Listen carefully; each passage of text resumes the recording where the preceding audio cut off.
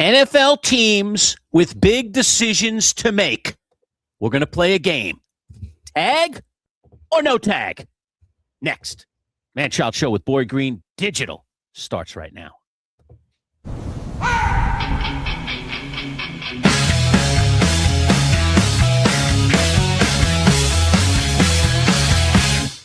Let's go! It's time for the talk to you. 'Cause when it comes for, it's all we're gonna do. If all green is always on the sea, it was gonna always bring to life. So get ready, ready. Get ready, 'cause here they come. All right, I'm pretty pumped. I'm ready. You ready? Manchild Show with Boy Green Digital. Manchild Jim Lurch along with Paul. Boy Green Esden Jr. talking all things sports with you. Football topic today.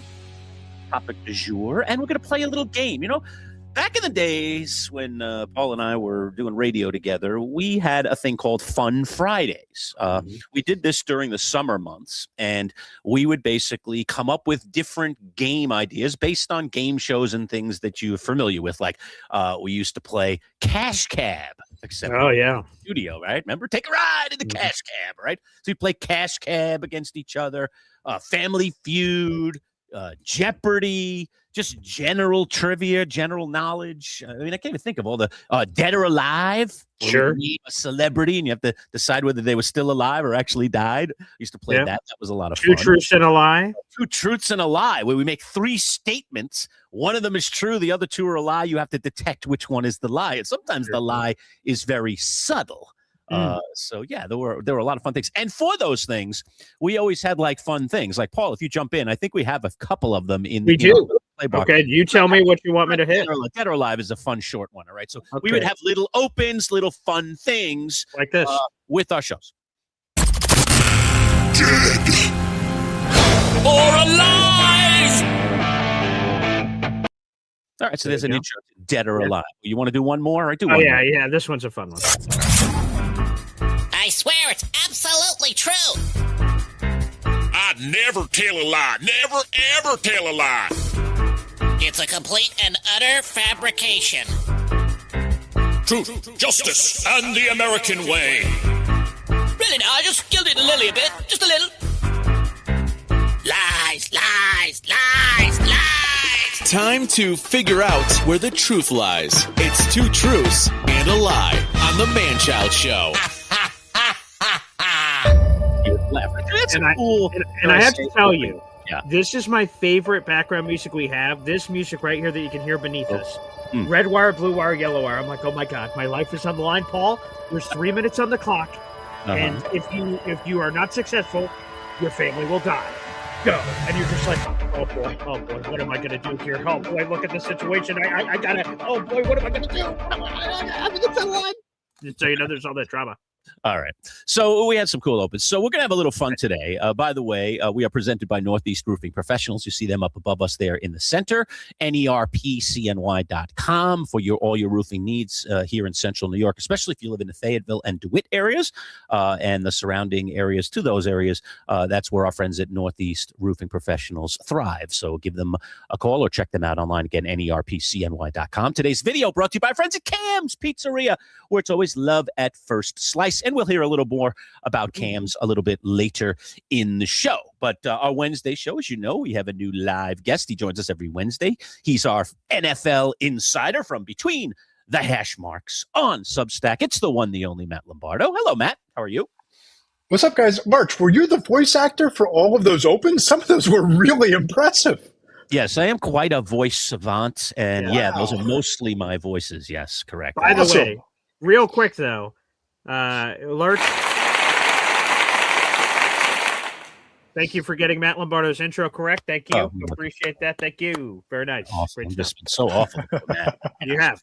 So I want to congratulate you when you get it right. I think that's important. I'm working on it. Always working on. It's good to work on yourself. Sure, right? Yeah. That's do the shadow work. Get it right. So as you can tell, Matt, we were having a lot of fun back in the day, and so why not continue that fun in the digital world? So we have an opportunity. Paul and I were talking about topics for this week, and obviously the fact that teams are looking at players at this point of the year to make decision on franchise tags, and there's been a lot written about it. So we selected, I think we got about 7 players, okay, that we got from a recent list that was put out by an NFL Insider. And what we're going to do with you is play a little game, okay? There's some fact to this game, but we're going to play a little game. The game is tag or no tag. It's like deal or no deal. You're taking the money or you're paying the money, okay?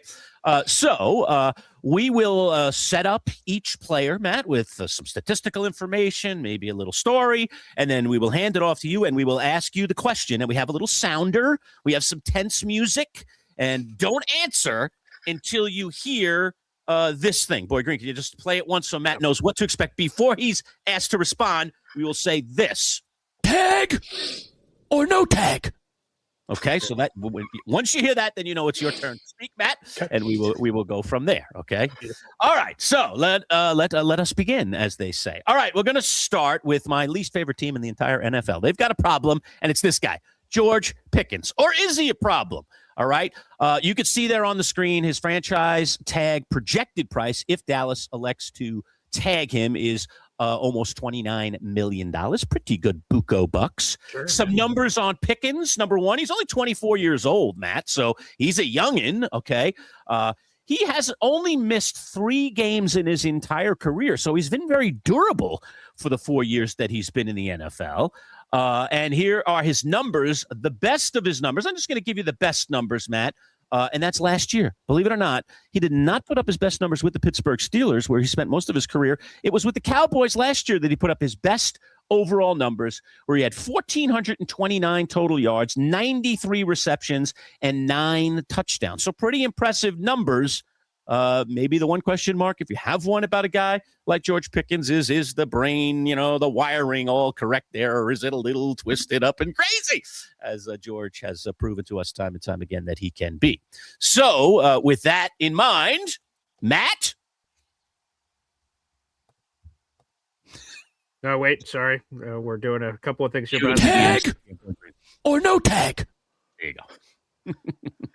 Lurch, this is kind of an easy one here because there's been some reporting, I believe, from Todd Archer of ESPN that the Cowboys plan to use the tag on George Pickens. But my thought here is that this is one of these situations where the franchise tag is merely a placeholder to open the window wider to have more time to work out a long-term contract extension. Because here's the deal. The Cowboys are projected to be $30 million over the cap. So they don't have the ability to trim enough cap space to fit a 1-year, $28.82 million deal under the cap for George Pickens. And if I'm the Dallas Cowboys, if I'm Jerry Jones, if I'm Brian Schottenheimer, I'm doing everything I can to bring George Pickens back because they've made it abundantly clear that their mission is to try and win a Super Bowl around Dak Prescott and the offense. You have CeeDee Lamb, you have George Pickens, you have Prescott. That's the foundation for everything they're trying to do moving forward from here. They were able to keep Pickens under control, so to speak, for most of last year. There was that incident in, I believe it was Arizona, where he was suspended for the first series or 2 of the game. But I think a long-term deal with financial security takes care of a lot of those concerns and a lot of those issues. BG, you're a semi-Dallas Cowboy fan, so you can answer as well. Tag or no tag on George Pickens? You keeping this guy or not? I just want to say this. I love George Pickens. I think he's super talented. To see the crazy one-handed catches he makes and then drop slant passes is very jarring and confusing. But this guy's a basket case. I mean, he Brooke Pryor, when the Steelers decided to trade him to the Cowboys, she went over some of the documented history from Georgia, which is a big reason he fell in the draft. And then also at the professional ranks with fighting with teammates and fighting in the middle of plays. And we saw it at a peak end of the Cowboys. For the most part, I thought George Pickens was on his best behavior for most of the season. at the end of the year in an important game when I had him on my fantasy team, some of his route running was a little questionable. It seemed like he was sort of not giving full effort. And I remember what game it was because Richard Sherman after the game berated him after the game. So it was an Amazon on Prime game, so a Thursday Night Football game, and he berated him for his lack of effort and all these interceptions and other plays that happened where he was the targeted receiver. I believe they tag him because he's just, again, you should maximize. They got him in the first place. You want to tag him. But Ian Rappaport said there could be a tag and trade here, potentially, where he gets moved to another team. He's a really talented guy. Again, you mentioned 24 years old, all the stats, that he could end up going somewhere else.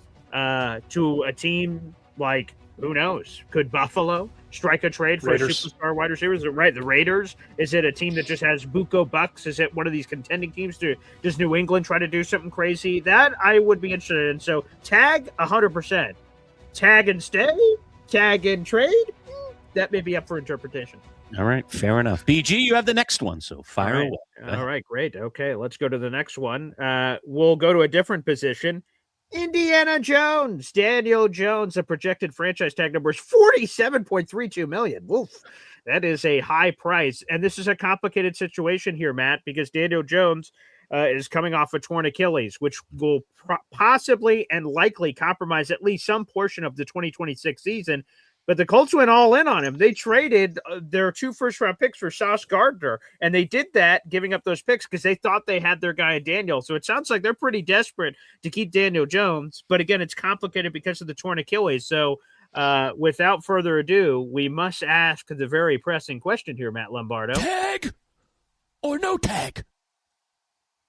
Yeah, I don't think that Daniel Jones gets the tag. I think that $47.32 million price tag is prohibitive coming off of the ACL injury. I think that injury is going to keep Daniel Jones's market down once free agency begins. I think there's no question about it that the Colts would like to bring him back, especially against the backdrop of so much uncertainty in the quarterback market. You're talking about guys like Malik Willis or Tyson Bagent being some of the most coveted quarterbacks available. I think they saw what Daniel Jones can do within that scheme.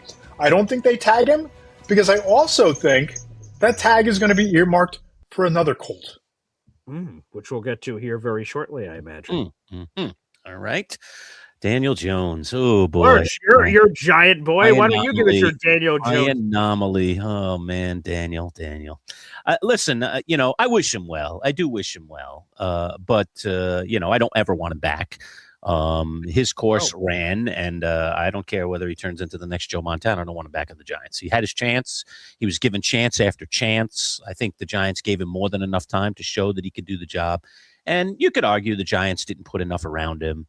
There's a legit argument there. But, the fact of the matter is he got his chance. And I just don't think he's made for New York either. New York is not Daniel Jones. Daniel Jones and New York, it just doesn't work. It just doesn't work. And that's just the way it is with some players. And I think he's just one of those players. So I do wish him well. He seems like an earnest, good guy. I think he was a good teammate on the Giants. I think he was, I think he did his part. It just didn't succeed there. So let him succeed somewhere else. Good for him. Which is fine. Tag, I absolutely say, I say tag. And I actually think that they could. I actually think that they could get him to a lesser deal, like maybe a 3-year deal at lesser money and lock him down. And I think that Indianapolis may be more likely to try to do that. But they don't want to let him slip away, so they have to be careful about how they're going to do it. So they may have to tag him in order to limited quarterback options. With him, So maybe that's what they do. Maybe it's tag and then deal. But I think they want to keep him. And then the thing is he even going to be back for the opener either because that was a serious injury. So, he's definitely looks like he's going to miss a little at the beginning of the season. So what are you willing to do there too? Man, and Lurch, what I was really just waiting for is for you to admit that cutting Daniel Jones was a mistake. With the Colts at 7-1, and their only loss was because of a new receiver that joined the Jets and Adonai Mitchell. If you didn't do those two stupid things, the Colts would have been 8-0 with Indiana Jones there, Lurch. So, is there anything else you want to add on this Daniel Jones conversation? No, I have nothing else to add. Nothing else to add, Boy Green. Okay. Zero. Well, I've got something to add. MFC just gifted a 12th Manchild membership out in the audience. That's beautiful, baby. Hell yeah. There Coach, you go, MFC. MFC, I saw you had posted real quick, Lurch. Yeah, go ahead. That membership, just want to say that went to Johnny Boy out in our audience who received that membership. So there you go. So thank you, MFC. I just wanted to let you guys know where that membership went. But go ahead, Lurch, you have a story to tell. No, I was going to say MFC. You got a hold of it, posted a picture. I think you said it was on Discord or something. Yeah, on my Discord. Yep. On your Discord of drinking out of our Manchild show with Boy Green mug. He had he had like a purple beverage in there or something, right? It was a very cool thing that he had in there. Let me see. Yeah, I had never heard of it. Can you grab that picture? That was a really cool thing. I was like, yeah, I love it, man. People actually using the merch. Gotta love it. Love that top shelf. There it is. Yeah, here is what he said. My purple monkey dishwasher drink, which is a beautiful name. Purple monkey dishwasher. What is in the purple monkey dishwasher? Okay, so I'm reading. Oh my God! No, go ahead. Okay, what do you guys think is in the purple monkey dishwasher beer that he's drinking? It sounds like something that we would make in the basement of our house when we had house parties back in college. It sounds like the jungle juice that we would throw into the cooler and serve at our parties. I mean, am I coming kind of close here? Well, let me tell you this. If I gave you guys a million guesses to try to guess any of the flavors in this drink, we're gonna get you would never guess. And here, I'm going to go full screen. I'm just going to show it off my phone. Okay. So you're going to see it. Purple monkey dishwasher. And the flavors are chocolate peanut butter porter. That is okay, there it is. There it is. It's an actual beer. Oh, yes, wow. It is. Okay. Yeah, it's a real beer, apparently. Yes, and I'll zoom in on that to show you guys that is a real name.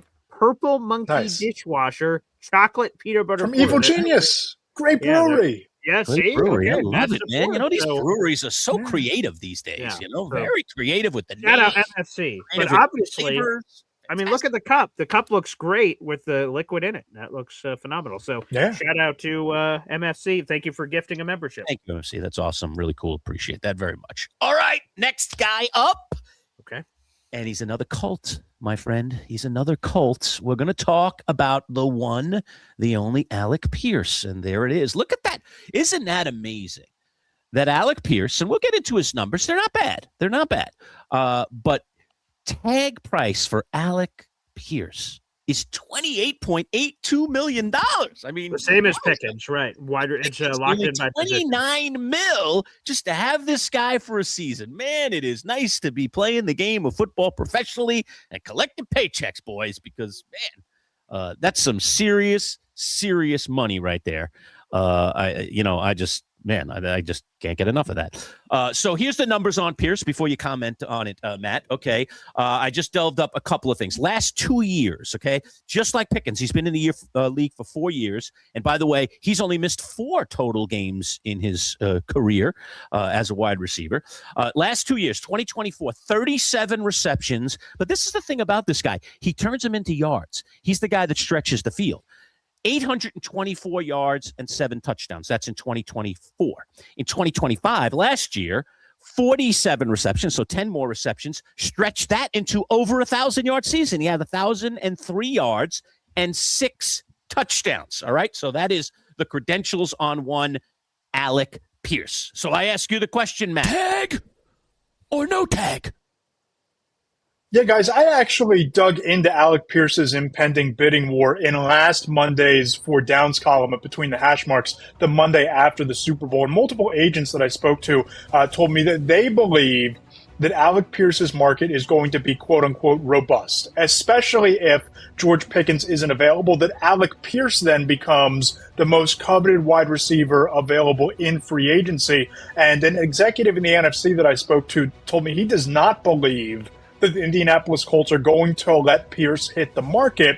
And if he does, he believes that an Alec Pierce contract could be somewhere in the mid to upper $20 million range, somewhere between Devonta Smith's $25 million a year in Philadelphia or Terry McLaurin's $29 million in Washington. So that's the ballpark, that's the market, that's the pool that Alec Pierce would expect to be swimming in if he reaches free agency. I don't believe that the Colts are going to allow that to happen because I think he's going to get tagged. I think there's a chance they use the tag to have him for one more year with whatever their quarterback situation is, or Similar to how I think the Cowboys plan on deploying the tag, using it to extend the negotiating window to make sure that they have his exclusive rights to negotiate that long-term contract. Now, the executive that I spoke to told me he is so confident in the Colts keeping Alec Pierce that he thinks there's a non-zero chance that the Colts would trade Michael Pittman Jr. to be able to keep Pierce specifically because of the big play threat in the offense and what he adds alongside Tyler Warren. So I think that at minimum, Pierce gets tagged. Good chance he's back there on a long-term deal. Wow. Well, I have to follow up as the Jets are looking for a wide receiver, and Michael Pittman could potentially be available.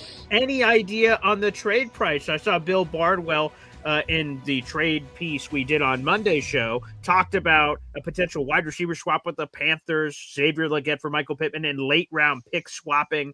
And I was like, wow, I'm surprised that's all the price. So what are we talking about here on potential price for Michael Pittman if he gets moved? Yeah, my guess would be probably like a mid-round pick, maybe a player. And these two teams obviously have a relationship, and obviously Darren Muji and Chris Ballard have that relationship from the trade deadline working out the Sauce Gardner deal.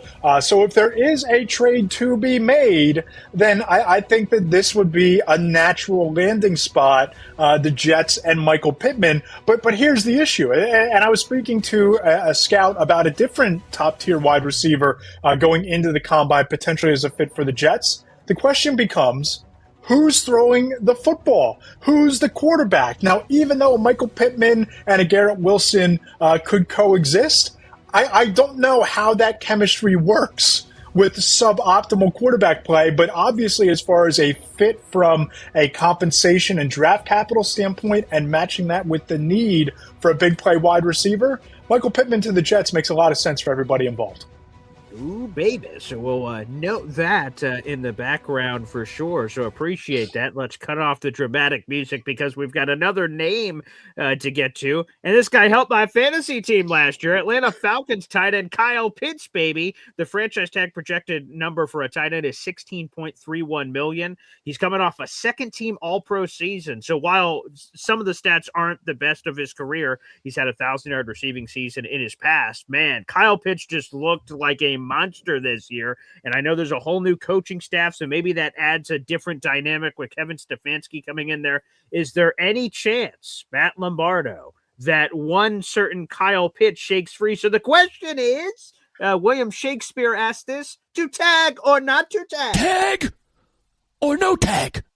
What say you, Matt Lombardo? I think this is the perfect spot for the tag. Right? Because the tag is around $16.3 million as of today, before any restructures, before any cap casualties. The Falcons have $28 million in cap space. So they have the flexibility to fit that tag underneath the cap. And I think that with Kevin Stefanski coming in, you want to get a sense and get a feel for what Kyle Pitts is in that offense with Bijan Robinson, with Drake London, with some of the pieces they have around them in Atlanta. I think the Falcons are an upset pick to win the NFC South next year. But if you're Atlanta, I don't know that you want to get yourself locked into a long-term contract with Kyle Pitts, and then you look at the second half of last season when Kirk Cousins comes in at quarterback, his production explodes, and it turns out to be a half-of-a-year mirage. I think that they'll pay the premium to find out this year to see if it's sustainable, to see how he fits Stefanski's scheme, and I think they'll make some moves to free up cap space along the way to continue building as well. So if you were asking me today, tag or no tag, I think Kyle Pitts gets the tag in Atlanta. Yeah, I'm with you, Matt. I mean, and Paul, you said it well. I mean, Pitt really showed at the end of last year what he's capable of, and we've all been waiting for that. We've been waiting for that moment, that the athleticism, the good hands, and all the things that he showed in college. I mean, he was a force in college, and I just think he was a victim of system. He has to bear some of the responsibility. I mean, he dropped passes. There were things that didn't go well. But he was Arthur Smith. But as a verb. Right, he was Smith. Yeah, exactly. At the end, if you can get that, I can't even say it that way. But he was Smith did. Yeah, right. Yeah. I just think he was in the wrong system with the wrong coach, and it certainly appeared that he was finding his legs. And then, hopefully now that's enhanced with Stefanski, who, butters his bread on the offensive side of the ball. We should. expect that that's going to be the case. So, Kyle Pitts, I'm with you. Tag. Here you go. Tag for me. I think that's the right way to go about it. By the way, I want to give a quick shout out here, by the way. Let's go full blast here because MFC is in the gifting mood, not only just on the MC Show digital channel, but also on the Boy Green channel. Giving the Boy Green Confident Club membership. Play those chimes, baby. Some cross-pollination. Yes, that's happening here. By the way, that membership went to Iconicalware out in our audience. We're streaming live. It's a good reminder. Lurch and Matt Lombardo and everybody watching MC Show Digital, Boy Green channel, and @BoyGreen25 on Twitter. And in our YouTube description down below is a direct Substack link to the one and only NFL Insider Matt Lombardo between the hash marks, baby. So make sure you guys support Matt as well after the show, after we finish up our game of tag or no tag. Get some of that in here. Maybe a perfect place. Go ahead, Lurch. Yeah, no, go ahead. I was just going to say, maybe a perfect place. You know what? We've gone through this game of tag or no tag. Yeah, I'm a dad. I'm getting older. It's hard to play tag or no tag with the kids. Can we regroup? Can I have a breather real quick? You got a side stitch going? You got a side sticker going over there? Yeah. All right, we will. As a matter of fact, today's show is brought to you by our friends at Cam's Pizzeria, where it is always love at first slice. Let's take 30 seconds, learn a little bit more about Cam's, and then we're back. More tag or no tag right after this. When you think of Cam's Pizzeria, think about two of your favorites. Their zesty buffalo chicken wing pizza or their tasty chicken bacon ranch. Over 16 specialty pizzas made fresh daily with the best ingredients. Indulge in their homemade calzones, subs, wraps, salads, and their famous cannolis for dessert. They're all made with love just for you. Order online for 10% off at camspizza.com. Locations in Camillus and Oswego. Cam's Pizzeria. It's love at first slice. All right, we are back. Manchild Show with Boy Green Digital, presented by Northeast Roofing Professionals. Don't forget, hit that subscribe button. Join our growing army as we now have climbed over 600 subscribers. So we're on the move again. We've had some really, really good interviews in recent days, including one that a lot of people are getting into with Ian O'Connor of the New York Times. We talked all about his piece on the first 30 days of John Harbaugh, which was a lot of fun. We even got some Rex Ryan talk in there as well. So some very insightful stuff in that interview. So if you haven't checked it out, check it out. And you see the scrolling ticker below. We now have memberships available. As a matter of fact, on the live show on Monday, we got our first Hall of Fame member. Man, this guy's getting a gold jacket in another year or two for joining the Hall of Fame. But we have 3 levels of membership, and you can just jump on board for as low as $4.99 a month and support our channel. And we do appreciate anyone that does that. And of course, you get perks like people that were members before we did that Ian O'Connor interview, since it was recorded, got first access to that for I don't know how long. It was good. They got very, very nice advanced access on that. Yeah, very much. Before it was put out to the masses. We'll always put out, our big interviews to the masses, but you get a little priority access, dare I say, if you jump in on the membership bandwagon. So there's the levels. We're called the 12th Manchild. And then you can be a diehard, go up a little bit, get some more perks. We're going to start doing some members-only streams for diehard members. So if we pile some people into that room, we'll start doing some exclusive stuff. There's be like off the cuff kind of stuff. And the Hall of Fame level, you get a spot in our soon-to-be formed fantasy football league. You become an instant member to our digital only. First 10 Hall of Fame members will become members of that league along with Paul and I, and you will play against us in what we hope will be a 12-team fantasy league this upcoming football season, where I'm going to get one of those WWE championship belts for the champion that you'll get to hold on to the whole year if you win the league. Right, and then you got to give it back, and someone else gets it the next year, and you get to walk around with that thing. So, kind of become like, the WWE champ. You can carry that around. I'd wear that, yeah. So there you go. So that's all coming down the pike. So jump in at whatever level you can afford. Any level is a great help to us and really helps support the channel. All right, so we're talking with Matt Lombardo here. We are doing Tag or No Tag, our new fun-filled game show here. And so I'm going to bring up the next player name, and that player's name is... the guy was the MVP of the Super Bowl, Mr. Matt Lombardo. Let's talk about this guy, Kenneth Walker III. Franchise tag projected price, little under $15 million. I mean, gosh, you're getting the Super Bowl MVP for only 15. You got to pay one of those dopey wide receivers nearly 30. What the heck's going on with the NFL? I don't know. Kenneth Walker's numbers, first of all, he's only 25 years old.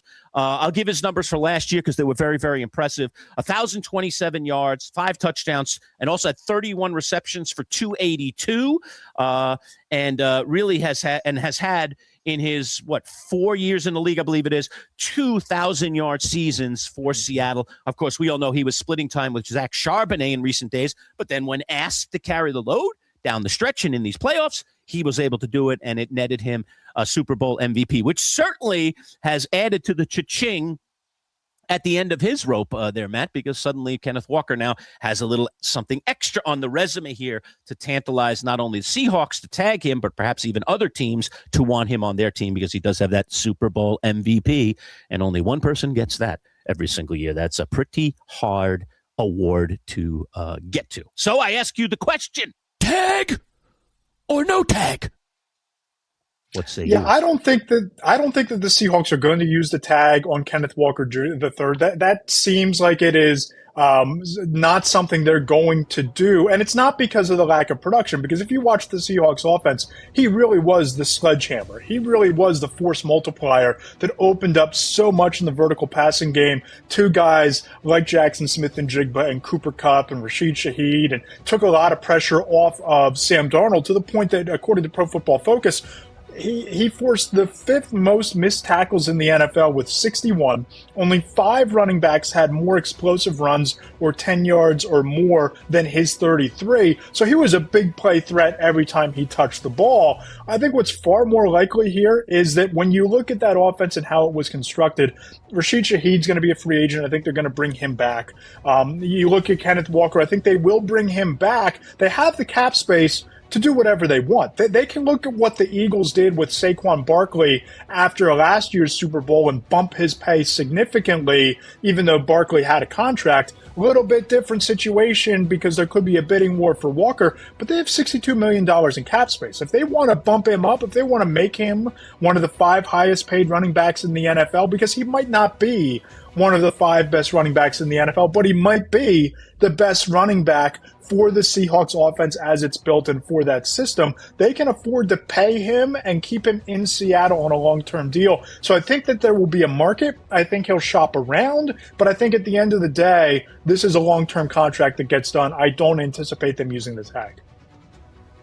Fascinating. Again, after that run in the playoffs, durability concerns have been there. He's still super young. He'll be 25 before the start of the 2026 season. But, man, the talent obviously is there. But Seattle dealing with first world problems. After winning the Super Bowl, they have all kinds of guys they have to pay, but they have plenty of money to do it. That'll be a fun watch, Lurch. All right, so there you have it. Tag or no tag? It sounds like both you guys on the tag? Both of you guys on the tag? No, neither on the tag. Neither on the tag. Okay. Yeah. That's what happens when you work in the DJ booth. You're like, you're half there and you're half not both there. On the tag? Neither on the tag. Didn't absorb the main point, which was, no, we're not tagging the guy. Okay, all right. Well, it is what it is. All right, BG, you have next item on this. Before we get there, a quick audible at the line of scrimmage here. We have a super chat on the MC Show digital channel, baby. Boy, back in the fold. Love to see. Yeah, Johnny Boy. Hey, I appreciate that. Look at this. Some actual sweet action here. So I know we're still working on exactly what we're going to play here, but I'll do this for you, buddy. Let's get some of this action in here. Yes, sir, you, sir. Mama says that alligators are ornery because they got all them teeth but no toothbrush. An important question, but we have a different question for you here, Matt Lombardo from Johnny Boy. $2 super chat coming in. Question for Matt: with the Jets' 44th overall pick, that's their second of 2 second-round picks they have. They acquired it from the Dallas Cowboys for Quinnen Williams. Would that be enough to trade for one of the tagged wide receivers? He said, "Sorry, I ran out of characters. We had to shove some of his messaging together here." But could that happen? So if Alec Pierce was to get tagged, or Pickens, or any other wide receiver potentially gets tagged here, could the Jets jump into a tag and trade mix by giving up that 44th overall pick? Is that enough? I think you're far more likely to see a George Pickens deal for maybe the 44th and the 1st or 2nd next year. But I think that if the Colts wind up not tagging Michael Pittman, they tag Alec Pierce, I think it's far more likely that they're tagging Pierce to keep Alec Pierce. But that 44th pick, or even less than that, we talked about it earlier, maybe a 4th-round pick and a player might be enough to pry Michael Pittman loose for the New York Jets. So then you have your wide receiver duo. You have that turnkey offense for whoever the quarterback is going to be that New York drafts next year. So, yeah, I think that if I'm Darren Mugji, I'm shopping that 2nd-round pick. I'm shopping future draft capital. Heck, I'm calling Philadelphia about A.J. Brown. I'm calling the Cowboys about Pickens. I'm calling about Michael Pittman. I am making the calls to try and get wide receiver help because, as we've seen, elite wide receiver play can really accelerate a young quarterback's development and take off the pressure from a veteran like we saw with Sam Darnold in Seattle this year. Great question, Johnny Boy. Thank you so much for the super chat. You guys can continue to send in super chat questions for Matt. If you do, we're going to be wrapping up with Matt here shortly after we finish this game of tag and trade. But while you can, you hit that money sign on YouTube and feel free to send that along. And by the way, a quick reminder to the nearly 300 people in the room, subscribe right now. That's youtube.com/@MC Show Digital. Or streaming live in 3 different locations right now. Our Ian O'Connor interview that Lurch just talked about earlier is at 3,500 views, doing very nicely on the channel. So shout out to Ian for gracing us and taking the time. So subscribe right now, hop on over, and you guys can check out that interview in just a little bit. Let's go to another game of tag. We got 2 players left for you here, Matt Lombardo. Let's go to our pass rusher up next. Cincinnati Bengals star Trey Hendrickson. He's had a very interesting relationship with the Bengals that have had ups and downs. That franchise tag number $27.32 million for pass rushers. The ever important question that Lurch channeled when he voiced this: tag or no tag? What is it, Matt?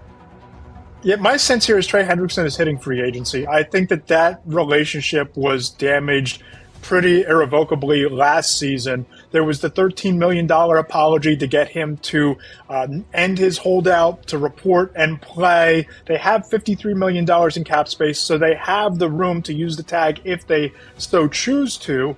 I don't think there's much of a desire on either side. And this is going to be one of the more fascinating markets that shapes up in free agency, because when you look at the edge rusher market, Trey Hendrickson is leaps and bounds above the rest of the competition at that position. Spoke to an agent who represents a couple of edge rushers, including one who's about to be a free agent. He thinks that you could be looking at $38 to $39 million per year as the asking price for Trey Hendrickson. Now, that might be a little bit of wish casting at that position, hoping that that's what Hendrickson fetches, because then you have the trickle-down effect on the rest of the pass rusher market. Because a front office executive I spoke to, he thinks because of the injury a year ago, that the price could be down in that $20 to $22 million range, with big-time, easily attainable incentives to bump the price up, to see if he's still that 17.5 sack year guy that he was 2 years ago and the year prior, or if the injury has any lingering concerns. But I don't get the sense that there's much of a desire for the Bengals or for Hendrickson to get this done. And you're going to have a lot of teams that are kicking the tires there. The Chicago Bears are going to be shopping at the top of the free agent market at edge rusher. The New York Jets are going to be shopping for edge rushers. I think that they're an obvious fit. You can see the Buffalo Bills get in the mix. So there are going to be several teams knocking on the door for Trey Hendrickson, and I think that this is a spot that the Bengals are going to prioritize drafting early again, as they did last spring, and maybe looking at a Khalil Mack type, somebody in that second tier of edge rushers, a little bit more affordable, so they can spread the money around and fix up some other positions of need on that defense. We like what you're saying there, Matt. Agreement with you, my friend. All right, we've got one more player on the list, Matt. Boy Green should really be introducing this player, but he just happens to be the last player on the list, and it's my turn. So let us go down this road. Okay, so here's the player. Breece Hall, Jets running back. Franchise tag, projected price, again, a little under $15 million. We've seen that come up here for these running backs coming in again to their 5th year. 24 years young. 1,065 yards last year, despite all the Jets' woes. Only at 4 touchdowns. I mean, that's a little bit of a low number, considering. But now back from his injuries, seems like the durability has returned. I don't know. Maybe some people still question his durability. I mean, it was a heck of an injury he had. It felt to me at times when I watched him play for the Jets last season that he was getting his burst back. That he looked like the Breece Hall that we saw at the very beginning. We were like, whoa, did the Jets get a steal in the draft? Look at this guy. He can fly. He can run away from people. There was a burst there when he burst on the scene for the Jets that really had a lot of people excited, including me, going, man, how did the Jets get this guy? Right? Because what was he, Boy Green? Was he a 2nd or a 3rd round pick? He was a 2nd round pick. He was, I believe, I always mix it up because the Jets traded with the Giants. It was 34th, 35th, or 36th. I'll pull it up in a second. But he was a top 40 pick in the draft. So you're saying we gave you, the Giants gave you? You did, which, by the way, see, people say Jets and Giants don't strike trades. Not true. It happened in the draft. You guys helped us get it. And by the way, 36th overall. I knew it was in that range. 36th overall in that draft back in 2022. All right. No sounder on this one, Matt. I'll just do it live. It's our final one. And I'll give you the hand gesture like Howie Mandel used to on Deal or No Deal. And I'll give you the stare. Tag or no tag? Can you raise your hand, Lurch? I want to make sure I get it in. I missed it. There it is. Tag okay. or no tag? I didn't even do that little push. Yeah, right. Tag or no tag? All right, Matt, go ahead. Guys, admittedly, this is one that I don't have a strong sense either way for. And there's a lot of conflicting feelings inside the league about where this will go. If I were the general manager of the Jets, I would not tag Breece Hall. Because I look at how far away they are offensively. I look at all of the needs that they have across that roster, especially on defense. I know that they have like $68 million in cap space or whatever that number is. But do you really want to commit $14.5 million for this year to a running back when you're that far away of contending? Now, they can always work to get a long-term deal signed, sealed, delivered, get that cap number down, move the cap space into future years. But I think that if he shakes loose and if the Seahawks don't tag Kenneth Walker and if Walker hits free agency, I could see Breece Hall as a consolation prize in Seattle. I could see Breece Hall winding up, if the Chiefs don't plan on drafting a running back early, in Kansas City and doing great things there. I don't know that Breece Hall would want to wind up committing long-term to the Jets when you're potentially going to have contending Super Bowl ready rosters potentially bidding for him. This just seems like, given where the Jets are in their rebuild, given how this is a pretty stacked running back class, especially in the mid rounds where you can get a running back on a rookie deal as you're putting your roster together. I think there's one where they either sign him to a team friendly low cap number this year type of a deal, or they say thank you for your services and best of luck moving forward. What about tag and trade, Matt? Would they do that? That feels so rare. And I don't know what the market is to tag and trade for a running back. Maybe it's a possibility. I mean, if you're the Chiefs and you can trade for the tag number and then restructure them. But guys, they're $11 million over the cap even after dropping Patrick Mahomes' cap number by $34 million, right? They still have to cut Jawan Taylor. They still have to maybe cut Mike Diana to get cap compliant. The Seahawks would make some sense as a tag and trade, but are you tagging and trading for Breece Hall? Or are you committing to the devil that you know, the girl who brought you there in Kenneth Walker? So I think this is one of these natural ending points for Breece Hall with the Jets, and I think that he might be able to cash in somewhere. I just don't get the sense that there'd be much of a market on trade market here. BG, your team, your guy. What you doing?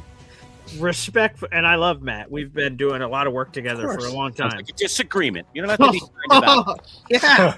Yeah, there's a disagreement. I respectfully, with all due respect, Breece Hall, if you have been planning vacation and you've been looking, new league year opens on March 11th, I packed my bags. I can't wait to see where I'm going. I've got a message for you, Breece. Nowhere, buddy. I'm tagging you. You're not going anywhere, pal. The Athletic just dropped their top 150 big board of free agents. Does I don't know if either of you have either of you seen that article yet? I'm going to guess he's probably a top 15 or so free agent, maybe a little higher than that. Okay, Lurch, where do you think Breece Hall ranks? The Athletic just dropped their top 150 free agent big board, ranking every free agent. Where do you think Breece ranks on this list? This season, top free agents. Yeah, for free agents, right. The best free agents, they believe they're about to hit the market in a couple weeks. I'll go 6. Breece Hall is second. He is second on the list of any free agent, not running back, second overall. The hell? I'm letting Breece Hall walk out of that door with the money that the Jets have. They're not getting a comp pick. They're going to spend too much, and it doesn't matter what Breece is going to get. That's going to cancel out. So if I'm the Jets, the only way I could get an asset is if I tag and trade Breece. So I'm either tagging him to keep him, and hey, buddy, learn Jets. You're playing for us in 2026. I'm tagging him and turning it into a long-term deal, or I'm tagging and trading him. Those are the only 3 options. Breece, you're not going anywhere, buddy, unless we're getting a pick back. So the Jets have the money. People can say, but the Jets are 3-14 running back. I don't care. We've got the money. Pay the man. We already have a million needs. Off the top of my head, wide receiver, quarterback, defensive tackle, defensive end, off-ball linebacker, corner, safety, and hey, you know what, Breece? Hit the bricks, pal. Running back just got added to that list. What are we talking about here? You're getting tagged. Tag your in, Breece. You played that game when you were a kid. We're playing it when you're an adult. Tag, buddy. See ya. Oh, Lordy. And that's why they're the Jets. There you go. Matt, before we let you go, how about plugging out your what you're up to? Give people a sense of where they can go and how they can subscribe in the whole 9 yards. Yeah, guys, come check us out at Between the Hash Marks over at mattlombardo.nfl.substack.com. A little bit of a promo going. We are about 10 subscribers away from 3,000 total subscribers. So if you become our 3,000th subscriber, and this is free paid total subscribers. If you become number 3,000, you're getting a 1-year free subscription on me to try us out for a year. And if you become a paid subscriber, anytime between now and when we hit 3,000, you're going to be in the lottery to have a lifetime paid free subscription. So this is your opportunity to help us grow, get in the door, check us out, and we'll be in Indianapolis for the Combine next week. So we'll have some boots on the ground reporting from what's happening at St. Elmo's in the back rooms and at Prime 47 Steakhouse, the rumblings and the rumors and the whispers that we're hearing about free agency. We'll be in the room for the press conferences with all the GMs and top prospects. So this is a great time to get on board. Check us out. It's Between the Hash Marks on Substack. And we got the podcast every week. We might have an announcement coming up about the pod in the next day or two that you want to stay tuned for that. And guys, this is a lot of fun as always. I guess I'll be talking to you from Indy next week. Yeah, right. You'll be in Indy. Yeah, nothing like a little scotch and steak. That'll loosen them up, Matt. Yes. I think you get some dandies there. You get some dandies. Just buy a few rounds. Next thing you know, loose lips, baby, loose lips, sink ships. That's the plan. By the way, if you guys are watching on either of our YouTube channels, again, the Boy Green YouTube channel or the MC Show digital channel, there's a direct link already built into the YouTube description down below. Click that. It will magically transport you. It's called technology, folks. I'm not sure how it works, but it takes you on a train over to Between the Hash Marks there on Substack, and you guys can learn and explore more about it there as well. So, Matt, thank you so much for joining us, and can't wait for the live visit from Indianapolis. Should be fun next week. Appreciate you guys. Thanks for having me. It's about to get real. Off season's kicking into gear here. Right. Thanks, Matt. We'll talk to you next week. Matt, heading to the Combine. Love it. And you should definitely subscribe to his Between the Hash Marks on Substack's fantastic. Matt does great work. I always mess around with him, but he's terrific, which is why we have him on the show. And very, very plugged in, especially at that GM level, and a lot of dialogue going on behind the scenes with teams. So I love to get his insight on that kind of stuff. And so that was fun. Tag or no tag? Yeah. Had a lot of agreement there. I agree. Some people popping in the comments. I just saw one I wanted to pop up there. Let me see here. But the point that was made, as soon as I find it, I'll grab it here. But the tag and trade really is pretty rare. And I think it's one of the more difficult things to pull off is the tag and trade. We all say, just tag trade the guy, but then it's hard. And you heard Matt kind of reiterate that as well, that's not an easy task to pull off. But I mean, look, the tag is a weapon. It is a tool for these franchises. And I got to imagine, I mean, I don't know if I've heard this from players, Boy Green, but I got to imagine the players hate this. Like when they get to the next collective bargaining agreement, like having the tag out there, just having this thing. Sure, right. The team can lock you in essentially for, what is it? Is it 3 years ultimately, right? You can, I think you can tag a guy up to 3 times. I think that's correct, right? Yeah, so here's how it works. So, right. Well, first off, let me just address the obvious. Of course, Breece Hall hates that the Jets have a tool that could prevent him at 24 years of age from reaching the market. 100%. Because, like, he can, regardless of whatever he feels about the Jets, even if he want to come back to the Jets, it behooves him to hit the market because now 32 teams are bidding against each other for the one player. So, yes, the rule works this way. You're allowed to tag a player 3 times in a row, but there are punishments for doing it 3 times in a row. When you do it once, it's, the number that we've already talked about, 14.53 million. You do it a second time, there's a 120% increase on the previous number. The third number, then there's another percentage increase on that number. So it makes it harder and harder for the team to be able to do it from that perspective. But it's, to be honest, I see CBW saying no one is doing the tag and trade. I totally agree, and we're going to. Yeah, and we're going to see that. I think a lot of people are going to be surprised. I know that people are saying, the market. If someone just ranked Breece Hall the second best overall free agent, you're telling me that no one in the league would tag and trade? I don't buy that at all. And to be honest, the tag and trade history, while it is the overall processes of it is rare, there have been plenty of tag and trades in history. Here's a couple off the top.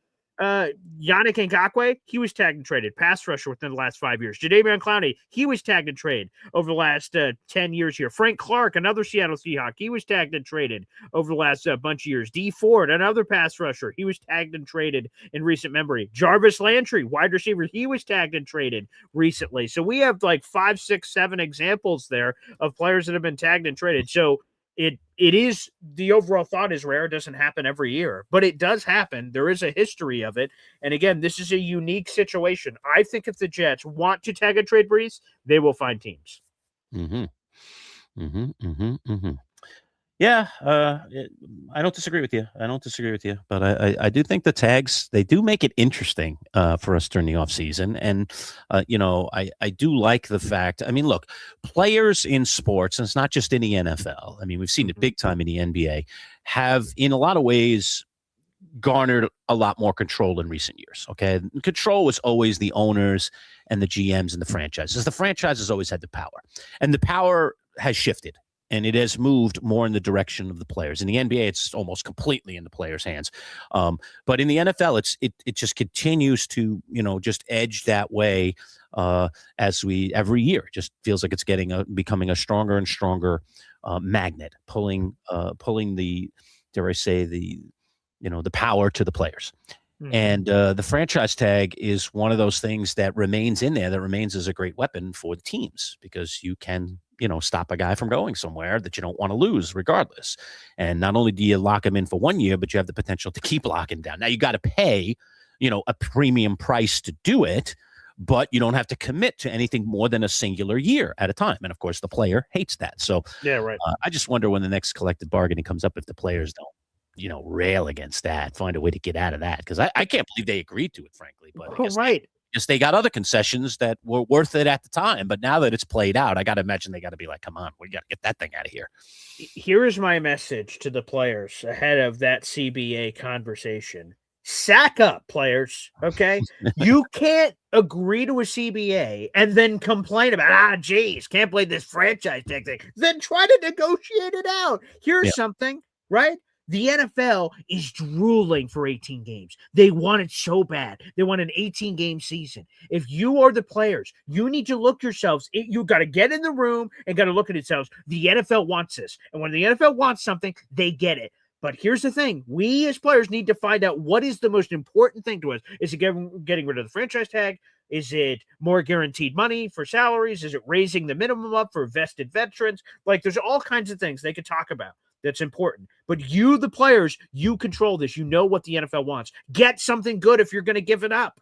Get something good. Don't get something lame. You get something lame, you have no one to blame but yourself. You guys agree to the deal. It has to be ratified. one side. The NFL can't just say, boom, we want this to happen and force it. It has to be two sides. So on the other side, my advice to you guys, if you don't want the franchise tag, try to negotiate it out.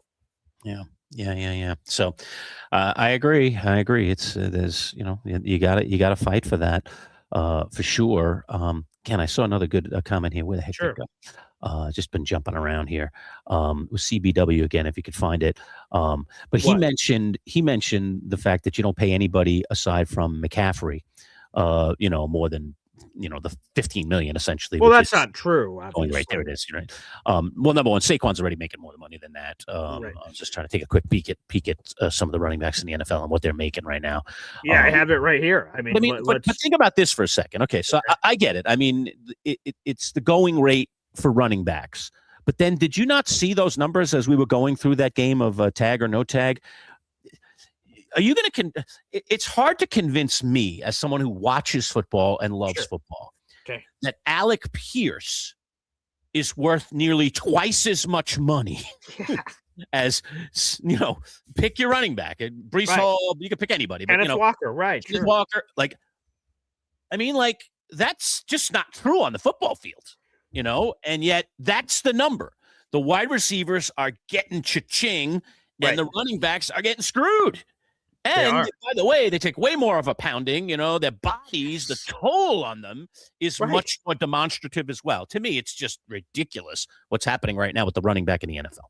I agree. So first off, let's address just the false thing that's on the screen. Oh, who pays for running back $14 million? Not named Chris McCaffrey. Well, I'll give you a full list right now. Saquon Barkley is making $20.6 million per year. Chris McCaffrey's making $19 million. Derrick Henry's making $15 million. Jonathan Taylor's making $14 million. There are 4 running backs. You said none exist, and I just gave you 3 beyond Christian McCaffrey that exist. So let's try to spread some truth out in the streets, Mr. Jim CBW. But don't worry, that's God's gift to me. I can only tell the truth. It's my blessing and my curse. And let's go beyond this. If you're a team, right, who would trade for a running back? Running backs run the football and catch the football. Breece Hall on his resume has a 75 reception season in his history on top of running the ball very well. He should have been comeback player of the year a couple years ago. Here were the top 3 players that season in total scrimmage yards: Tyreek Hill, Christian McCaffrey, Breece Hall. That sounds kind of interesting. Breece Hall can run the football, catch the football in the backfield. To your point, let's just talk franchise tag. But if he gets tagged and traded somewhere, someone's immediately going to sign him to a long-term deal, which, by the way, will be less than $14 million. But Alec Pierce is going to get $28 million and no one bats an eye. But Breece Hall, $14 million, disgusting. Who would trade for that? I would argue more people would be wanting to trade for Breece than for Alec Pierce, because you're going to get him at a discount. He can run the football. He can catch the football. He can pass protect. He can help in so many ways. Look what it did for the Eagles and Saquon Barkley, which is a name that was ignored. Saquon Barkley won the Super Bowl. Without Saquon Barkley, the Eagles don't win the Super Bowl. Running backs get so overlooked. I hate it. I'm biased. I'm a former running back myself, so I have a special place in my heart for these running backs. But I think 1,000%. There's a cajillion teams that would be interested in Breece Hall. And if they plan on tagging and trading him, we don't know what's the truth. Although Zach Rosenblatt of The Athletic reported yesterday, the Jets do plan on tagging Breece Hall. We'll see if it ends up being tag and trade or what. If they tag and trade him, I want Jim CBW and every other person in the United States, this could happen. I want an apology. I'm going to scream shame on this show for like 3 minutes in a row, and I want you to cast out in the streets and say, I'm the greatest of all time, which I already know, but I want to hear your dirty mouth say it, because you're so wrong that he's not going to get tagged and traded. So people, just remember this, okay? February 18th, 11:59 a.m. I want to make sure, because I want blood when this happens and he gets tagged and traded. There's just so much disrespect and slander in the streets. It makes me sick. You want to, I'll get you riled up on this, man. I mean, you want to talk about crimes in the NFL when we talk about what guys are getting paid, right? So we just mentioned if the Colts elect to, do the franchise tag for Alec Pierce, he's going to get paid almost $30 million. Okay. $30 million for a year. Listen to these guys that are running backs and what they're making right now. And I understand some of them will eventually get paid, but this is what they're making right now. Jahmyr Gibbs, $4.4 million. Jahmyr Gibbs is one of the best. On a rookie contract, of course. I understand, but these are the real numbers. What does it matter? Bijan Robinson, the best players in football, $5.4 million. 5.4. I mean, like, come on, man. James Cook, who led the NFL in rushing last year, $11.5 million. I mean, these guys are a bargain, Boy Green, a bargain, a bargain, a bargain. And they're getting clocked every play, and they're running between the tackles, and they're scoring touchdowns, and they're catching the ball out of the backfield too, by the way. Yikes. Ooh. Hey, Lurch, let's do this real quick. Why don't we take one more break? There's something I want to throw at you. Okay. All right. I'll do that. All right. So today's maybe Sharkies or something, or give us another sponsor. A lot of friends at the Northeast Roofing Professionals. Sure. They're our title sponsor, so they deserve some extra props. So we'll do that. We'll hear from our friends at Northeast Roofing Professionals, and then we'll come back, and Boy Green's got something up his sleeve here. We'll see what the heck it is. Stick around. It's the Manchild Show with Boy Green Digital. Don't forget, pop that subscribe button at MC Show Digital on YouTube. Finding the right local roofing company can be tricky. You don't want to hire the wrong roofers, or you could end up spending a fortune on repairs. The pros at Northeast Roofing Professionals can ensure your home is protected by a strong and sturdy roof. Locally owned and operated, over 30 years experience, free estimates, and competitively priced. Don't settle for an inexperienced roofing contractor. Turn to Northeast Roofing Professionals. Discounts for military and first responders. Reach out and let them put a sturdy roof over your head. NERPCNY.com. NERPCNY.com. All right, we are back. Manchild Show with Boy Green Digital at MC Show Digital. You can see scrolling below us. We now have membership on our channel, so you can become a member. We have 3 levels. It's a whole lot of fun. You get some cool perks.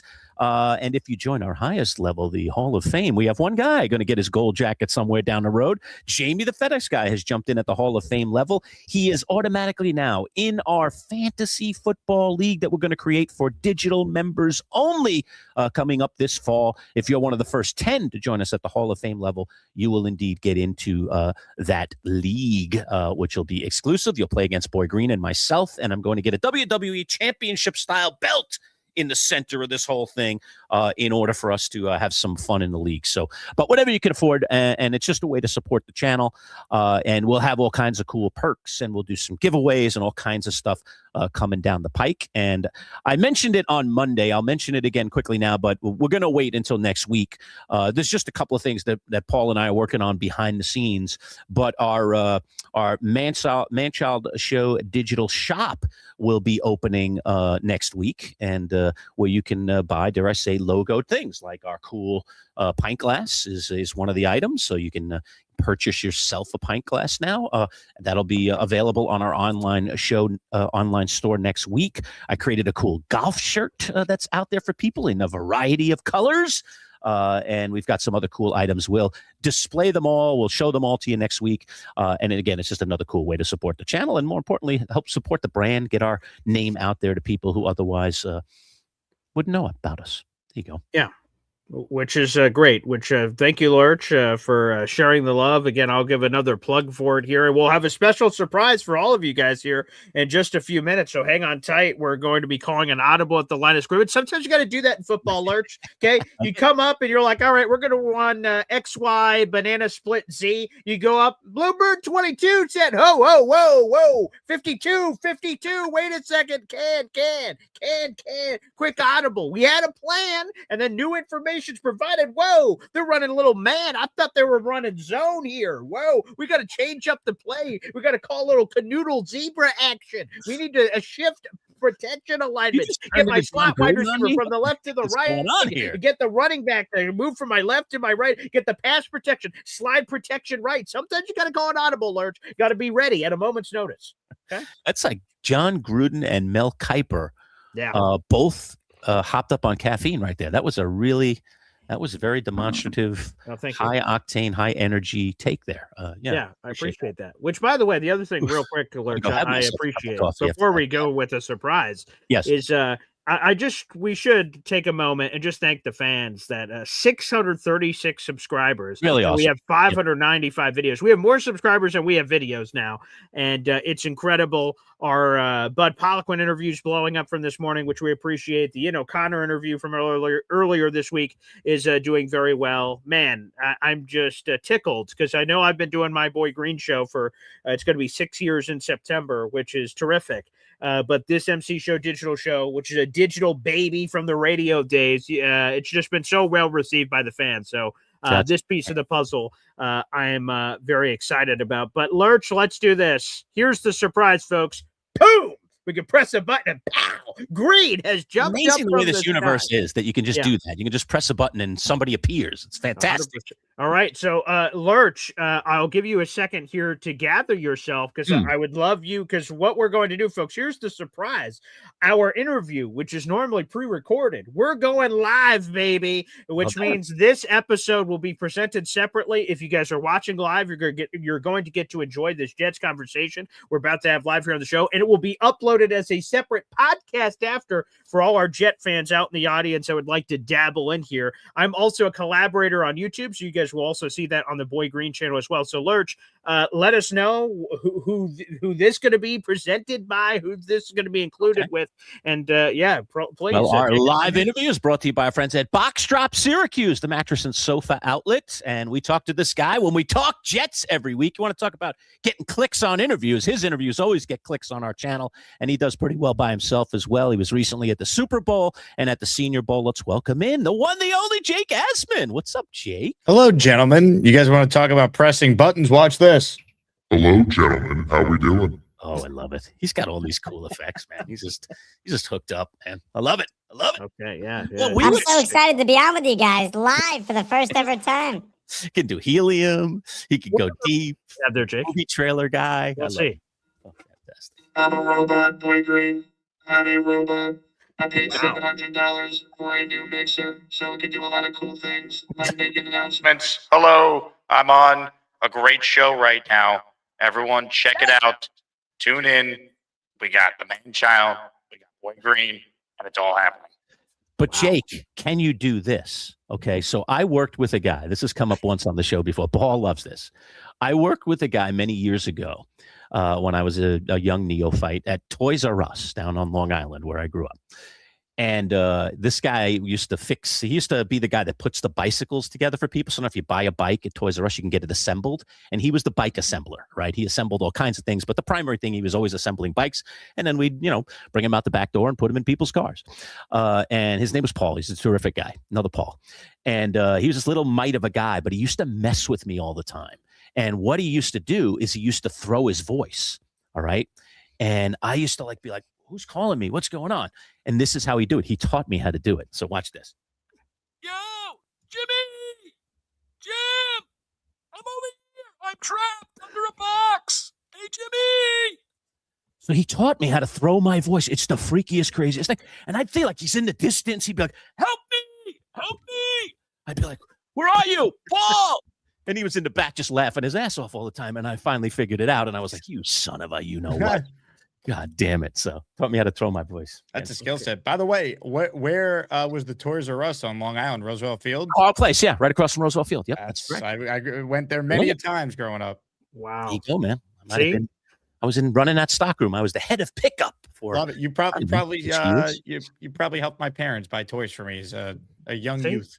See, isn't that cool? Isn't that fitting that we go back to Jake Asman's roots, and then his shirt is the Titans of New York, which is a shirt I have, which is the roots of the gosh darn New York Jets from 1960 to 1962 before they became the New York Jets and then blew up with the Jake Asman show and everything else. It all's full circle, Jake Asman. It's all full circle, pal. That's right. It all goes back to the Jets somehow. See, and I later worked at the Macy's in Roosevelt Field, where there were many pretty ladies in there. Had a very good time. Oh, Zooey Mama. Okay. My favorite job of all time, working at Macy's. Sweet, passionate love, perhaps, was had at some point there in New York. So God bless, Liz. God bless. All right. Well, let me jump into this. Please. Right before you came, Jake, we actually had Matt Lombardo on our show, and we played a little game of tag or no tag. And the last name that came up is perfect to segue into this conversation. We're talking about what the Jets should do with Breece Hall. And there's the franchise tag projected price, a little under $15 million. Breece, we know, has had injuries in the past, but did really over 1,000 yards last season. Maybe the touchdowns could be a little bit better, but let's face it, the team wasn't all that great. Give me your thoughts. What should the Jets do here on Breece Hall? So I think they need to keep him. I think we could debate, does that mean they extend him or they use one of the tags? But when they didn't trade him at the deadline, I think they were saying that they were going to keep Breece Hall because they had a 4th round pick reportedly on the table and chose not to deal him. So once you make that decision, I think you have to keep him. If you just let him walk for nothing and you maybe get a compensatory pick 2 years from now, that's at best a 5th rounder.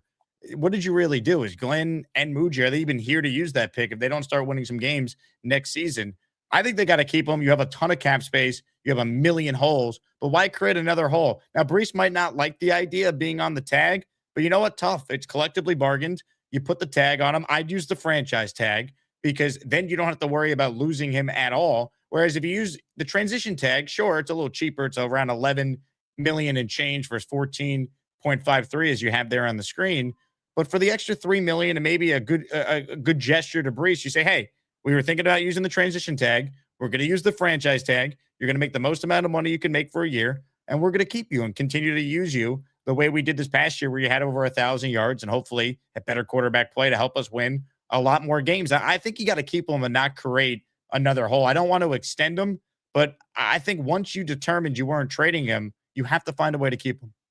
Jake, we are in complete alignment, which is not surprising. We're both smart guys. Of course we're in alignment. To me, if they penny pinch in transition tag, I'm going to be pissed because there is a way.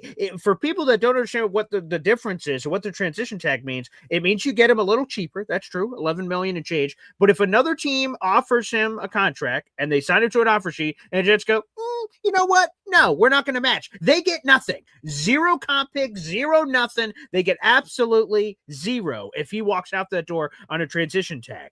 I don't love that. I don't love that chance. Maybe a team's going to look at the Jets cap situation. There's a lot of smart cap people around the NFL, and they work out an interesting deal that's poison pill-ish and say the third year is going to have like 30 million guaranteed or something. And the Jets go, son of a, I don't know if we could do that. And then you lose him for nothing? Hell no. Pay the extra $3 million. And if you're going to tag and trade him or do something else, okay, it's $3 million. You got 79 million. Figure it out. That's what you have the money for. Like, man, that would make me furious if they transition tag him. Now, if they transition tag to a tag and trade, maybe it all ends up being the same, but I'm going to be very upset they transition tag him and due to some funkery with the math and the cap, they lose him for nothing. That'll piss me off. I agree. Again, why create another hole? You have all this camp space. You didn't trade him. So the second you didn't trade him, to lose him now for nothing when you're then going to have to replace him with another free agent signing or use a draft pick in a draft where it's not a great running back class, it just doesn't make sense to me. Keep Brees for another year, and you worry about it a year from now. Jake always needs. I know every time I bring it up with Paul, he's like, well, what needs don't we have here with the New York football Jets? But you have to, going into a combine and inevitably making your way to the draft, especially when you have as many picks as the Jets have, you do have to prioritize what your needs are. So if I were to ask you that penetrating question, how would you prioritize the Jets' needs in this offseason? Well, quarterback is obviously the biggest one. That's obvious. And I don't know if there's a move they can make that's going to make any Jet fan, universally excited just because you throw out Kyler Murray, everyone hates you. You throw out Kirk Cousins, everyone hates you. You throw out Marcus Mariota or whoever, people hate it. There's no perfect answer. Derek Carr, we could just name names. You could come up with 30-something names and people would be like, nah, no way. The reality is that's their biggest need. Beyond that, though, outside of offensive tackle, you pretty much could say they have needs all over the place. Now, some are bigger than others, right? Like, I don't know if they need to invest a ton in a tight end when you're expecting a year 2 leap, let's say, from Mason Taylor. Brees, if they let him go, that's obviously a huge need, which is part of my argument for keeping him. I think wide receiver 2 is a need. The offense certainly has more in place than the defense. Defense, you can name a position, and you pretty much could say, yep, that's a need. Linebacker, safety. They've invested a lot in corner, but they still could probably use another one, certainly some more depth at that position. And obviously defensive line. Right now you have Phillips, you have Briggs, and then outside of that, you could use another defensive tackle. You certainly could use another edge, whether that be with the number 2 pick in the draft or with a free agent signing. You need more than just Will McDonald and Jermaine Johnson. They better not be bringing back Michael Clemens. So I basically named every position on the defense. So there's needs all over the place. Which there is. Can confirm. I just want to go back to Breece Hall for a second, because if they tag and trade, so to what you just said, reportedly the Chiefs offered a 4, the Jets wanted a 3, they didn't budge, and that trade never happened. Now we fast forward a bunch of months and we're here. If Breece Hall gets tagged and traded, can they do better than the 4 offer they had? Because our all mutual buddy Alon comments on the show all the time and says, if he was the Chiefs, I'm offering the Jets a 6th or a 7th and take it or leave it because I don't think anyone else is offering. And I'm like, screw that. I would rather let Breece Hall burn on my roster than turn around and give him away for a 6th or 7th. But what do you think the price could be for Breece? Because the Athletic dropped a top. I just did this with Matt Lombardo and Lurch. The Athletic dropped a top 150 big board, ranking all the free agents in the land. Breece Hall was the 2nd best overall free agent on the list. If people in the NFL think that highly of him, I think you're going to be able to tag and trade him and get a significant asset. Am I crazy? Look, I don't know. Well, I guess it depends on your definition of what a significant asset is. Do I think they could do better than a 6th and a 7th? I do. If they couldn't get a 3rd at the deadline, I'm not convinced there's a 3rd out there this offseason. It's probably not even a 4th. Maybe a 5th, though, a 4th, or maybe a 5th that could turn into a 4th, something along those lines. Again, I want to keep him. If you tag him, at least that gives you the opportunity to trade him. And where are they finding a better player than Breece Hall is my big thing. Like, doesn't Aaron Glenn want to try and win games to save his job? Everything the Jets have said publicly has been all pro Breece Hall. Even at the end of the season press conference, the way they talked about Breece, they talked about him as if he was going to be here, not as if, oh, he's a pending free agent. You know, they asked about Justin Fields. They didn't give you an answer. They basically said he's gone. With Breece, they made it sound like he's on the team. So I thought that was notable then. And I still think ultimately, unless the Jets have completely changed their entire approach, which we know they've already done a million times under this current regime, I think Breece is going to be a Jet and he's going to be tagged. There's been some interesting developments, Jake, that I know, like, we could just say these guys might not be interested in the Jets. But if we put that aside for a second, let me just ask you if you think they could be a good player for the Jets. Mike Evans, obviously, now talking about playing another year. Obviously, he'll probably have some choices, and sounds like he wants to go to a winner, but he theoretically would be out there. Tyreek Hill now suddenly looking like he's going to be available from the Dolphins. You interested in either one of those two guys for the Jets, regardless of how they feel about the Jets? What about how you feel about those players? Not interested at all in Tyreek Hill. I just think at this point, who knows what he has left? He's going to want to go to a contender. He's not going to want to go to a team that's clearly in the middle of a rebuild that has no stable quarterback currently in place. So I'm just not interested in him. Plus, like, is he playing? Like, he's 32, coming off not just your typical ACL injury. It was a lot more than just the ACL that was messed up that night against the Jets. I just wonder how much he has left for anyone, but I don't think it makes any sense for the Jets. All right, let me give you another wide receiver. I was tickled by this from Matt Lombardo, and I think this is we're trying to find a running mate for Garrett Wilson. This guy checks off the list. What about Michael Pittman Jr. getting a trade for Pittman? Because apparently the Colts are strongly considering tagging Alec Pierce, and doing that could force other maneuvers in the building where they would consider trading away Michael Pittman to fit in that salary and what they're going to do. What about Michael Pittman pairing up with Garrett Wilson? That's a Jet fan favorite. I think we all wanted a bunch of years ago in the draft, and we could get it a few years later. Definitely intrigued by that. I would want to know what the cost would be for Pittman per year if he's available. They need another, okay, right? Like, they need a number 2 receiver for sure. But I think there's better ways to go about it potentially than him. You could make a trade. You obviously could go out there and sign someone like him, or you could use the draft. And I think the draft, there's tremendous value there, right? You already paid Garrett Wilson. You have so many other needs.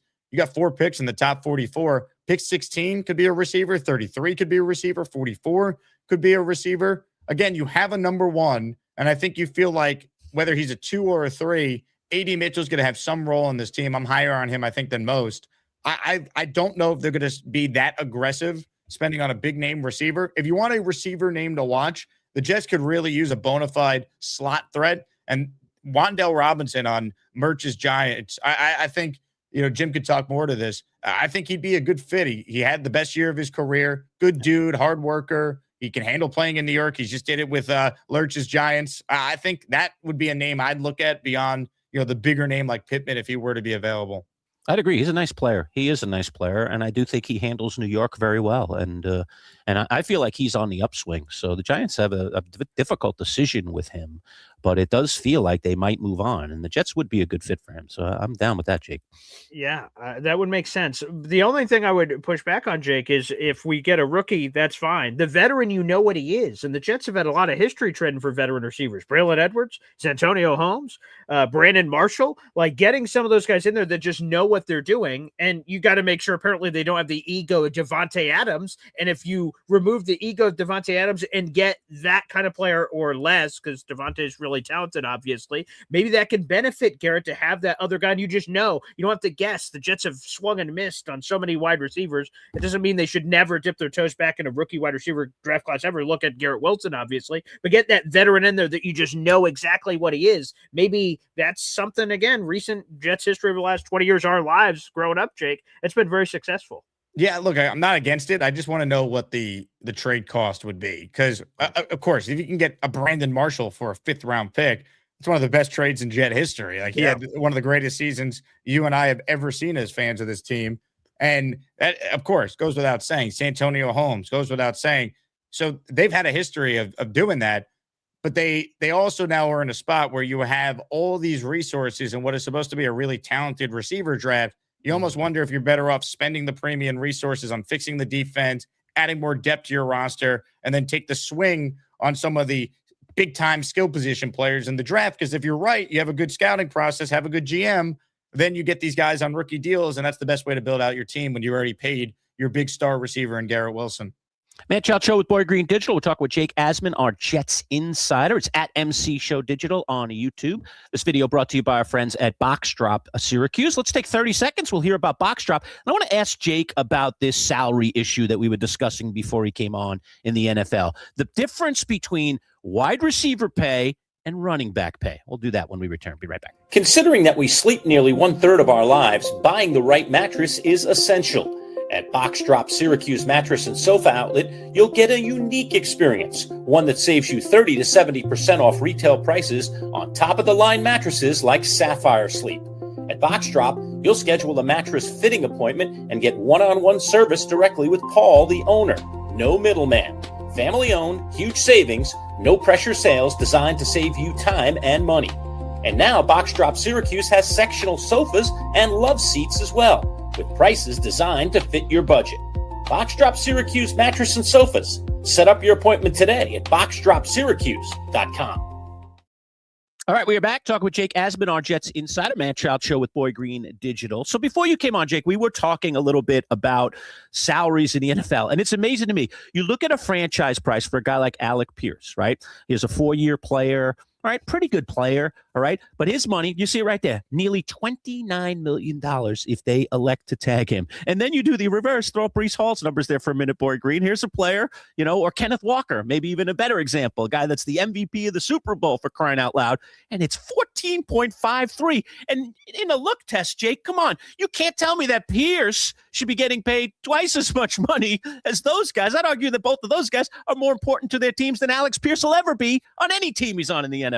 Give me your thoughts on what's going on with salaries in the NFL. Yeah, I mean, this is why the players always are anti the franchise tag and anti the owners winning every CBA negotiation. I mean, in general, the tag is a flawed process. For offensive linemen, there's no guard designation or center. It's all just bumbled into one, which hurts the ability of some of the top players to make money. If you're a top tackle, you want to be paid like the top tackles in the league. And if you're a guard, well, you're not going to get the franchise tag if you're a guard, because then the tackle salary is going to be leveraged in there. And also, for tight ends, the tight end value is really low. But then you have unique examples like Travis Kelce or Gronkowski or Brock Bowers, right? Those guys aren't your typical tight end. So their average salary shouldn't be combined with the 4 other top guys at their position. So that devalues that number. Same with running backs. So not all running backs obviously are created equal. Like Christian McCaffrey and Saquon could help teams win championships, whereas a bell cow running back who's okay is replaceable, but that's all averaged in. So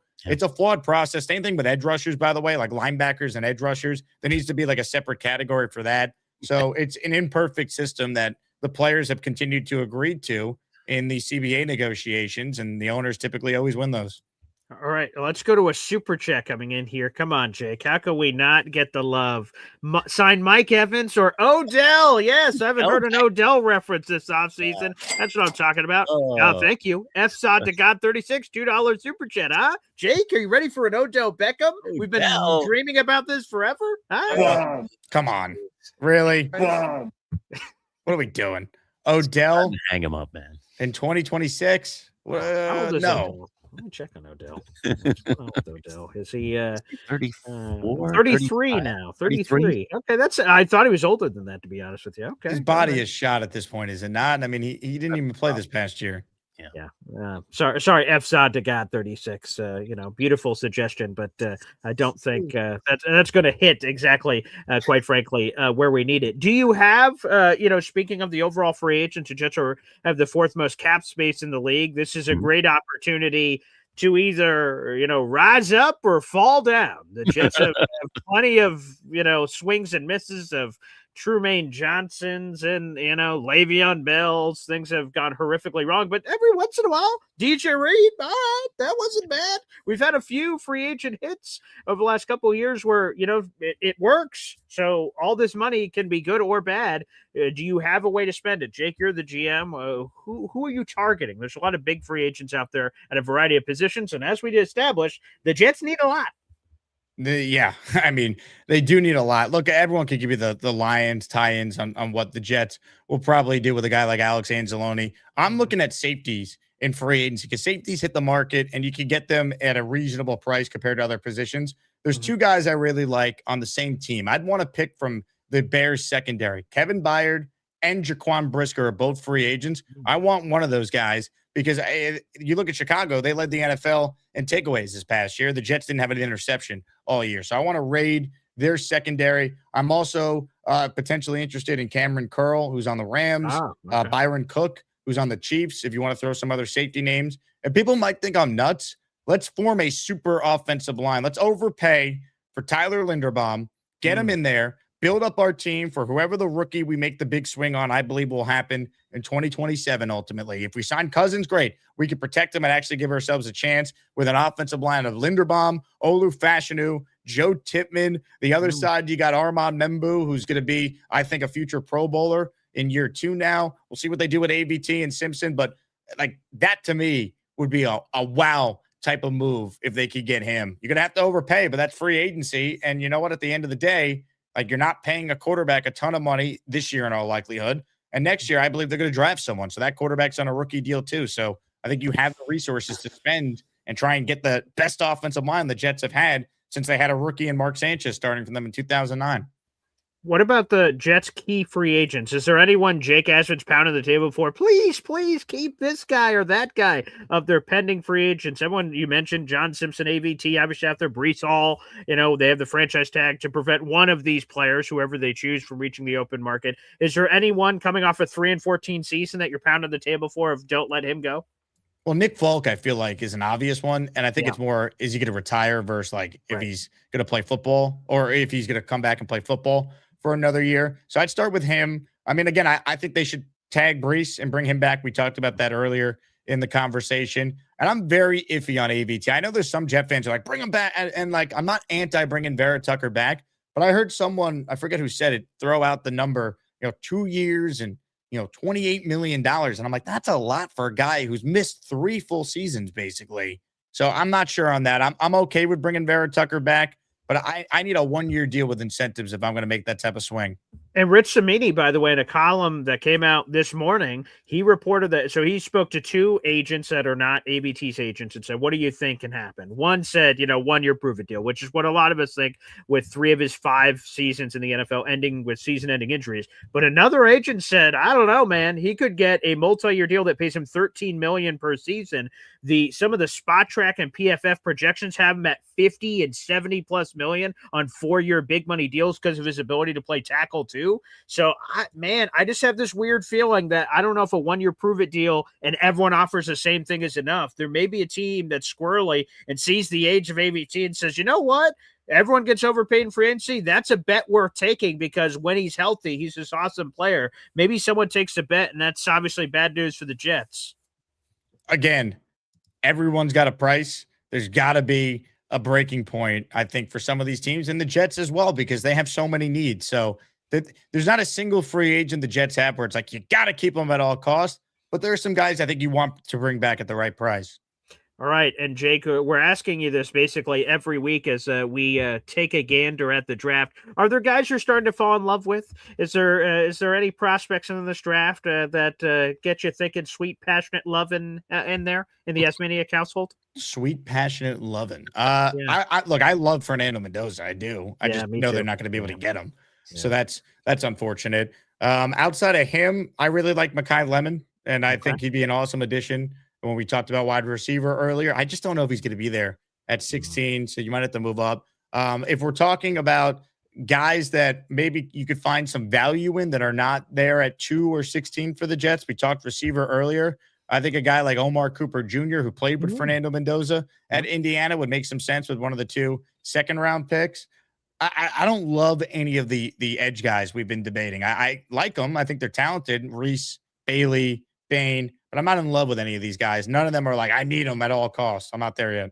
So let me ask you this. If you're not in love with one of the front 7 guys at 2, the debate I've heard among Jets fans, and I know it's been in your comments when I've watched your show too, Jake, why let the Giants, with all due respect to Lurch over there, just get that top receiver at 5? They say, the porridge, too hot, too cold. Oh, this porridge is just right. At 2, apparently, it's sacrilege for the Jets to take one of these receivers. Oh, that porridge is too hot. But 5, the porridge is just the right flavor, so they could get a receiver at 5, but we can't get a receiver at 2. How the hell does that make any sense? So why not the Jets, for whoever the hell is going to be playing quarterback, you load up this car. You give it hydraulics. You give this thing nitro. You're loading up this vehicle, so whoever the quarterback that sits behind this wheel is going to be playing with awesome weapons. Why not screw the front 7 player if it seems uncertain and just get a wide receiver that's going to be opposite of Garrett?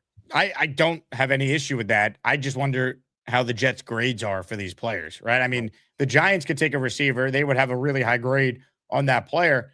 I truly want to know, if you looked at the Jets board, where's Caleb Downs on their board? Because same exact scenario, right? Like, you can't take a safety at 2, but what if Downs is clearly their best player ahead of the other edge defenders we're discussing or some of the receivers? Then what do you do? Would they do it? I mean, someone on my show made a great point. I think it was a caller by the name of Ralphie. He goes, look at the Kyle Hamilton draft.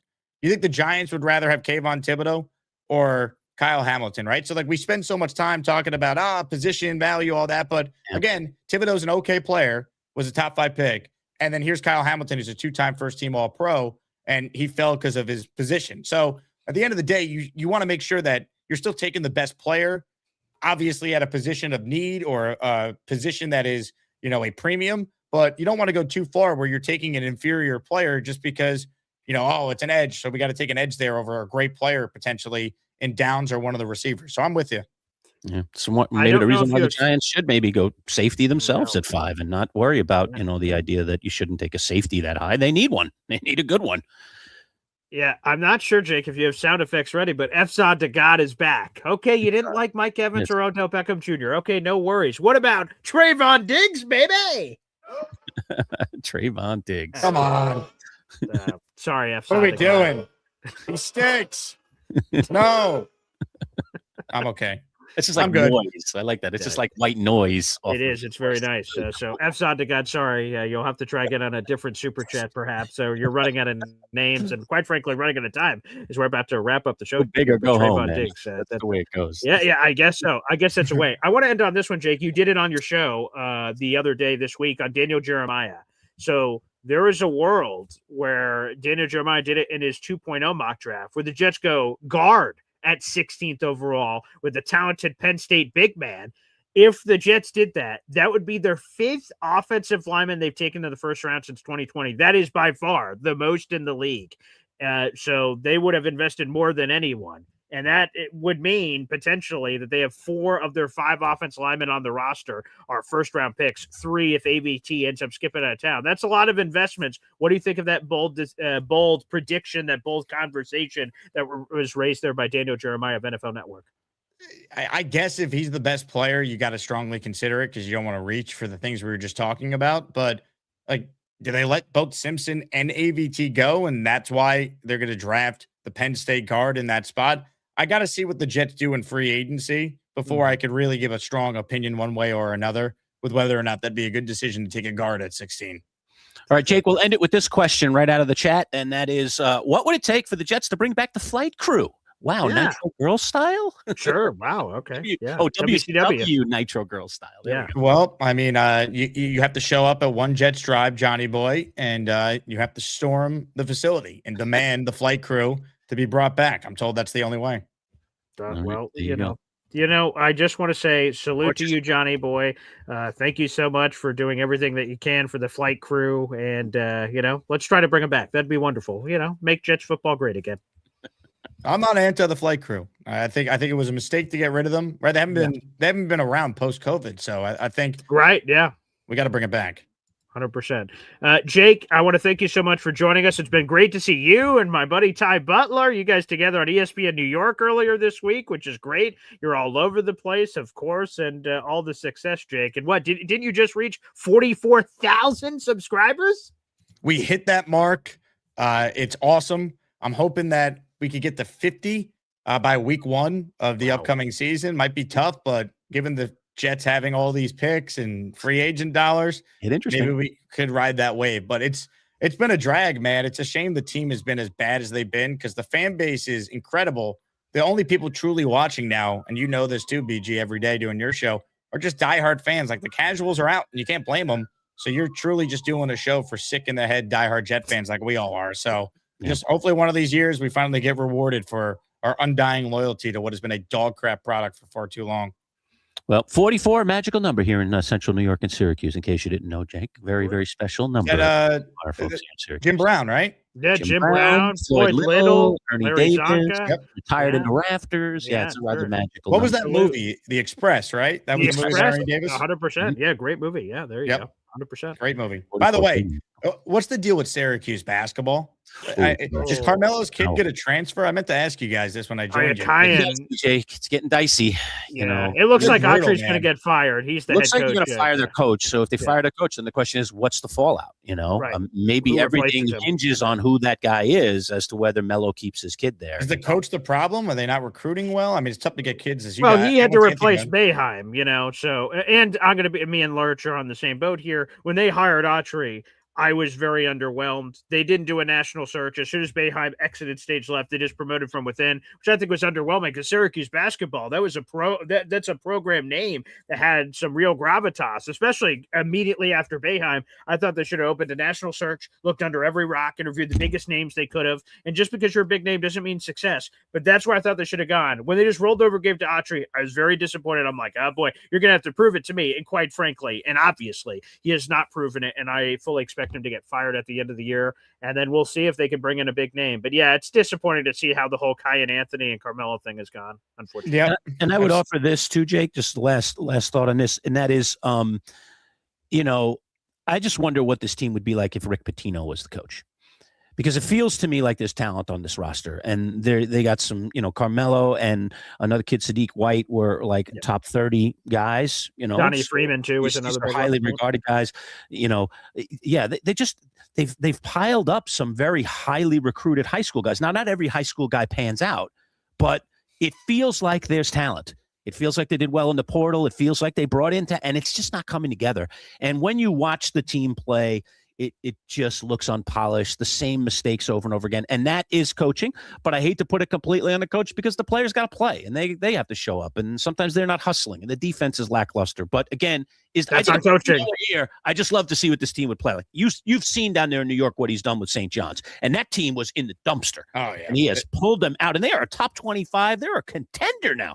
And Syracuse has gone the other way. So a lot of people here in Central New York are very, very upset. Very upset. And Pitino said that St. John's will be his last job, but you never know with him because he said that in the past and he's bounced around. But at this point, you probably could argue St. John's might be a better job than Syracuse, right? You get to be in New York City. You're playing most of your home games at the Garden. You got Mike Rapoli, who's funding the NIL, so they have one of the highest budgets to bring in players. I know, like, Central New York people don't want to hear it, and I love Central New York. I went to school for 4 years in Ithaca and went to games at the Dome with my friends who went to Q. So I've always rooted for Syracuse. I'm a Knicks fan. I love Carmelo, so I almost went to Q. So I've always, even though I didn't go there, had the attachment to the school. I just seeing what Patino's done at St. John's. The Garden is sold out every night they're playing now. Like the Carrier Dome, as great as it is, it's still in Syracuse, New York. That's a tough sell to a top prospect over, hey, come to New York City, make money, and play at the Garden. Like that's a really cool selling point for any prospect or transfer portal guy.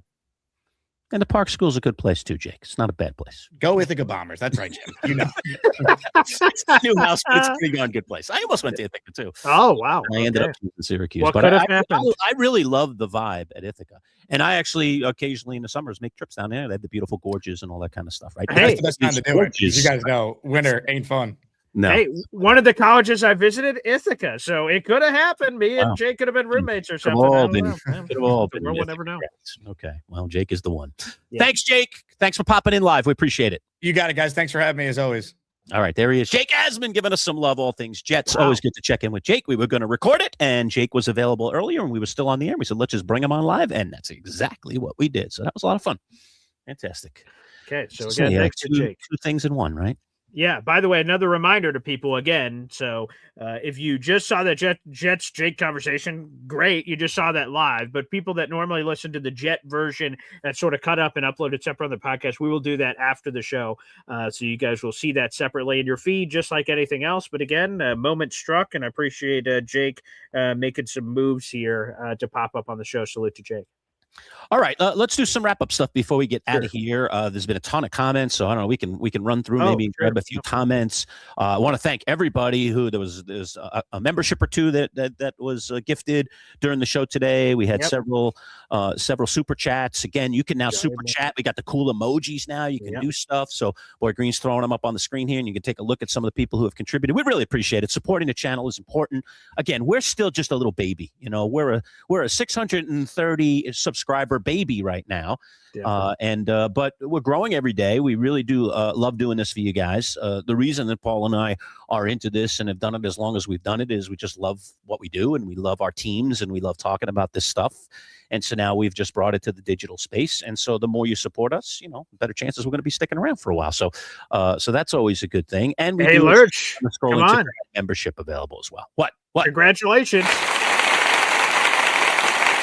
What is it? Now up to 638. The subscribers keep growing in the middle of the show. All right, excellent. It's out there in the audience. And in the show alone today, we added 8 subscribers. Oh, yeah.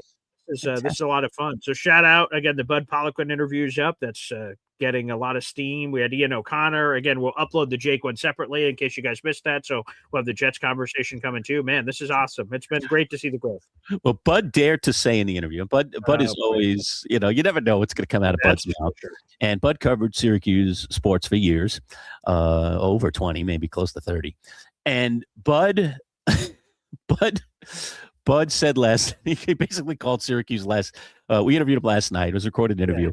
And he basically said, what are they running up there? A clown show. He did the old Bryce Harper thing, you know, the clown thing. What right. Clown show. It's the clown show. But Bud called it a clown show because, again, John Wildhack is set to retire, and that John Wildhack apparently, by all, including himself, well, he's going to run the search for the next guy. So wait a second.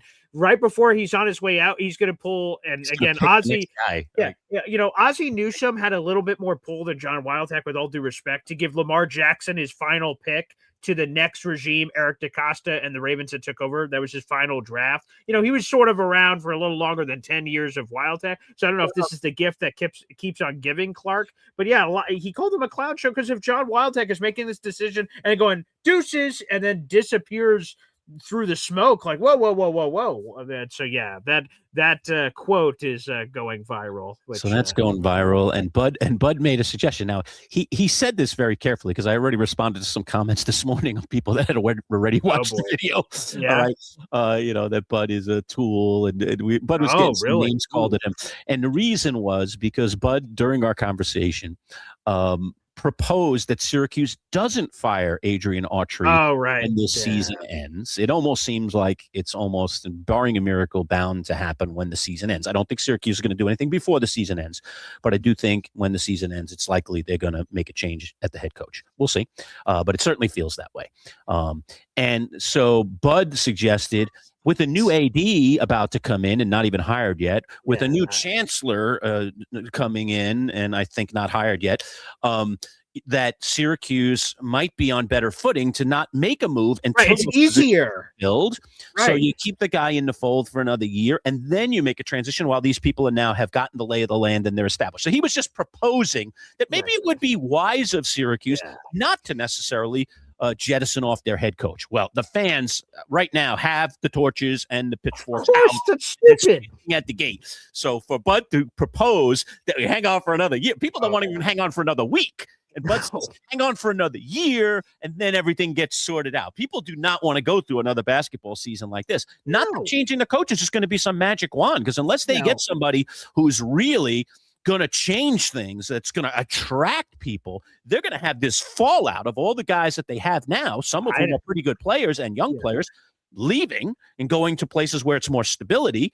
And then you start with a brand new roster, and usually your first year is a little rough unless you get a Rick Pitino, somebody that just immediately draws people in upon hearing, oh, that's who I'm going to go play for. Syracuse will be back with that guy at the helm. So unless they get that guy, and I don't know who that guy is right now, there's this kind of despair about what's going to happen if Autry is let go at the end of the season. So Bud made some comments about that, and it really got a rise out of the fans. They were going nuts, and he did frame it around. I'm not saying they should do this. I'm just saying it makes sense in some ways. Oh boy, you throw that out to the fan base right now and forget it. Well, there's two things here. First off, one of the paths to this potentially happening is that, well, you never know. Autry, there's 4 games left. Autry could win out. Autry could do this. He could do that. He loves to do that. Yeah, and wings could burst out of my body and I could fly away right now.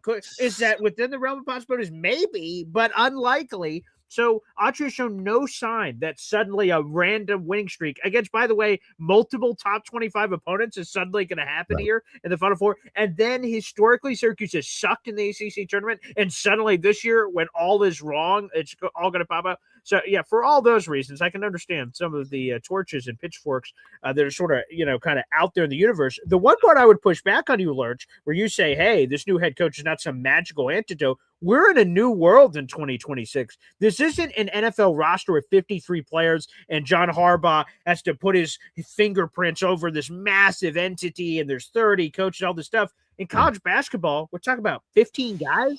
You're talking about you and 5 assistants. Like if Autry leaves, sure, everyone could basically leave of players. But if you get, I'm making this up, the Arizona State head coach, the Tennessee head coach, the whoever head coach come in here, immediately brings his people from his old school, his own recruiting he was doing with the portal, which is basically created free agency. You basically have free agency in college basketball. So you can really swap out almost a full team, and the only difference is instead of wearing a green jersey, you're wearing an orange one for Syracuse, and you're playing in a different locale. So I think if you get the right coach, I'm not trying to blow smoke up the skirt. We don't even know.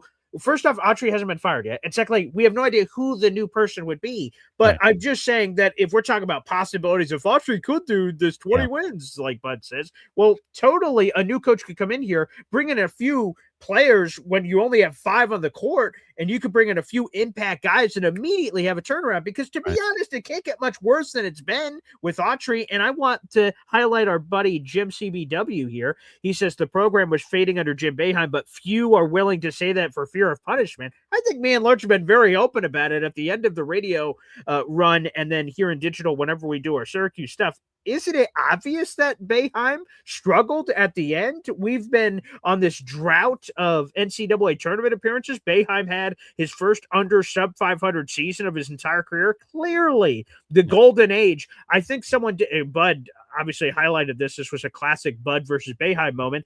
After Tyler Ennis hits his buzzer beater to beat Pitt and make Syracuse 25-0. Since that moment in time, which Jim Boeheim does not like, since that point to now, we've been in total sucktown for a long time. And that includes Boeheim. So I'm not afraid to say that it was or fear of punishment. Well, what is he going to do? Jim Boeheim going to come to my house and like berate me? Like, no, I'm not afraid of anything from Boeheim. It's the truth that it was falling apart. And then the Autry choice I thought was poor, and it's proving to be poor.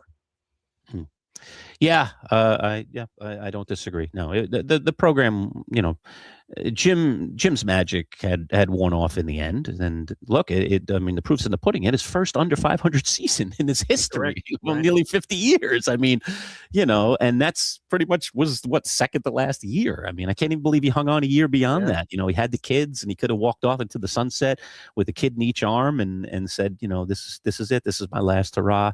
Shame it had to end in an under 500 season with my two kids on the team, but c'est la vie. But he still stuck around for another year, and it didn't get all that much better. So no, it was, and I think part of it is NIL, and part of it is again how the game of college basketball has evolved in terms of recruitment and acquiring players. And I don't think Jim really liked it, as a lot of veteran coaches haven't. We've seen some great coaches in college basketball literally stop coaching. Okay, Jay Wright, Villanova, Tony Bennett, Virginia, just to name a couple. And these guys weren't ready to hang it up. They weren't Boeheim's age. Boeheim's was in mid-70s, late 70s, I think, when he retired. These guys are still, dare I say, somewhat in their prime. And they stepped away from the game because they just can't stand the way the game is operating now. And they can't coach kids. I'll call them kids. They can't coach these young adults the way they want to coach them. Because if they give him any tough love, the kid just walks next year and gets to just go play for whoever else he wants. So now you can't be harsh with playing time. You can't be harsh with discipline. And now you got to go work out money deals. Hey, I need. Hey, I played well last year, coach. What you getting for me? Like what? What am I getting for you? What do you mean? What am I getting for you? I'm giving you an education. I'm teaching you how to play basketball. So maybe you might even have a future playing basketball for money. But that's not the case anymore. Now they're playing for money in college. So it's a good thing and a bad thing, but it's a lot of the older coaches just don't want any part of it. And I think even though Boeheim hung in there, he didn't like it. I don't know if he ever publicly said that, but come on, read the tea leaves. I mean, that's so clear to anybody that has watched him over the years that it wasn't where he wanted to be. He said all the right things. He did all the right things. To say, no, I can work with this. I got people on my staff that can help me with this, but I don't think he liked it. I think he hated it. I think if we got him alone on the mountaintop, as we say, he would admit that. So, wow, this has been an eventful day. Any final thoughts, Paul? I think Well, I just said, let me check Twitter to make sure I didn't miss any breaking news during the show. What now? Lurch, I don't know where you normally stand on receiving good news and bad news. Which do you prefer? Which do you normally prefer? Good news or bad news? Prefer. Well, which one first? When you get news, when someone says, "I've got good news and bad news," I'm saying, which do you prefer to hear first? Normally, give me the bad news first. Okay. Well, I'll give you the good news first. I won't even listen to your request. Here's the good news. Thanks for sparing me. Yeah, I appreciate that. That's the kind of guy I am. Syracuse men's basketball was still relevant enough to get a mention on ESPN's PTI. Pardon the interruption. Great show. That's the good news. The bad news is it was a blunt critique in which Tony Kornheiser, who's a former Washington Post columnist, of course, called for a complete and full reset of the Syracuse basketball program. Chris Carlson covered that story and posted it during our show here. So, wow, that Tony Kornheiser on national television is calling for a full reset of the Syracuse basketball program. Oof. And the heat is on, baby. Not surprising, but I mean, to hear that nationally like that, damn, Autry is not getting away from any of this talk. No, that stinks. No, he's on the hottest of hot seats right now. And, I think there's a certain amount of fairness in the fact that the team not only has the team not performed well, but the team just doesn't look good. They get blown out a lot. And they've been blown out several times.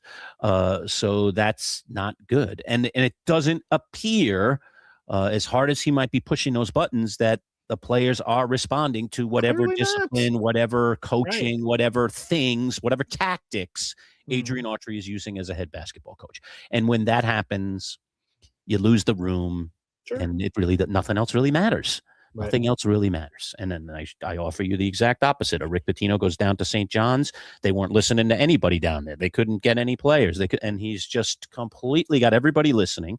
He's got, as he said, he's got the big fat donor, as Jake was saying. That's really, really helping things. That's not a bad thing to have. Sure.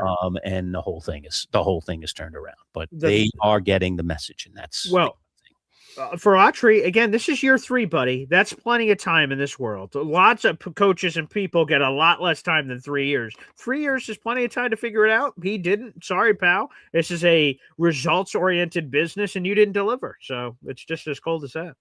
Okay. Fair enough. All right. Well, that'll put a nice neat bow on this one. I want to thank everybody for their comments, their contributions. I want to thank Jake Asman for popping in. We will cut that interview up and put it out separately as well, as we always do with our Inside the Jets segment every single week. And if you missed any of today's video, you just go back and watch it again. We'll post it as soon as we say goodbye. Thanks, everybody, for watching. We'll see you. Take care.